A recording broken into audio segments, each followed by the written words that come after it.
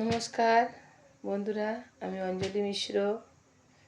আজকে তোমাদের একটা নতুন ভিডিও দেখাবো বাচ্চাদের পড়াশোনার বিষয়। বাচ্চাদের তো ফোন ছাড়া চলেই না।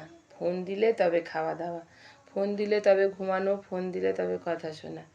ফোন দিলে পড়াশোনা কেমন হয় তোমরা সবাই জানো, কিন্তু ফোন না দিলেও হবে না। তাই ছোট্ট সোনা বন্ধুদের জন্য এই ভিডিওটা। ফোন হাতে দাও, এই ভিডিওটা অবশ্যই দেখাও। দেখাও, সবাইকেও শেয়ার করো, পছন্দ হলে লাইক করো। জোরজাবস্তি নেই। আমি আজ থেকে নতুন করে একটা করে ভিডিও ছাড়বো পড়াশোনার। যতীন্দ্রনাথ বিদ্যা মন্দিরে সোমবার থেকে পরীক্ষা, তো আমি তাই প্রথমেই বাংলা বলবো। সহজ পাঠ, কবিগুরু রবীন্দ্রনাথ ঠাকুরের লেখা সহজ পাঠ। যাদের বাবা মারা বাচ্চাদের সবসময় পড়ানোর সময় পায় না, রান্না বাড়া অফিসের কাজে ব্যস্ত থাকে, তারা এই ভিডিওটা বাচ্চাদের সামনে দেখালে তারা শুনুক, বুঝুক, কিছু হলেও তাদের মাথায় ঢুকবে। তো আমি প্রথমে বলবো, বাংলা পড়াটা প্রথমে পড়িয়ে দেব। বাদল করেছে মেঘের রং ঘন নীল, ঢং ঢং করে 9টা বাজলো, বংশু ছাতা মাথায় কোথায় যাবে?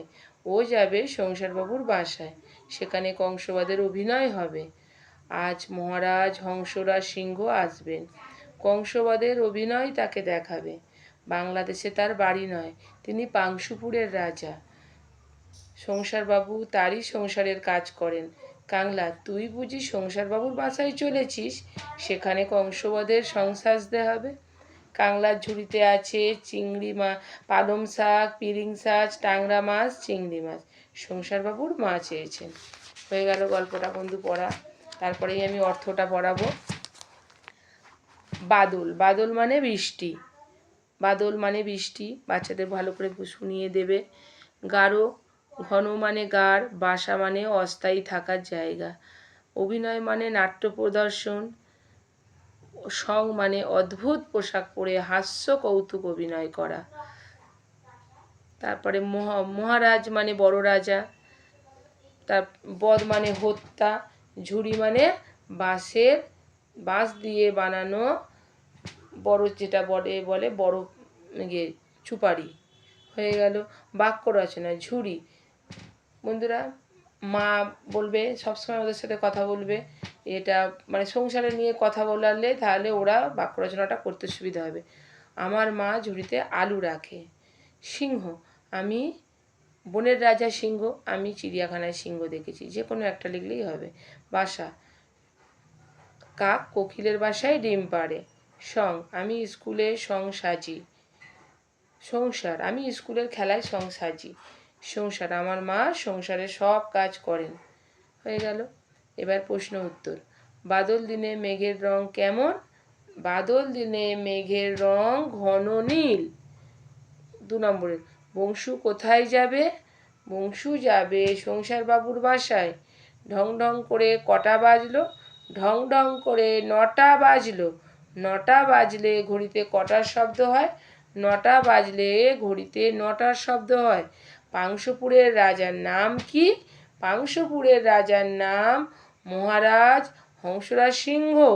তার সংসারে কে কাজ করেন? তার সংসারের মহারাজ হংসরাজ সিংহের সংসারে সংসারবাবু কাজ করেন। কে কাকে অভিনয় দেখাবেন? মহারাজ হংসরাজ সিংহকে অভিনয় দেখাবেন। কে সং সাজবেন?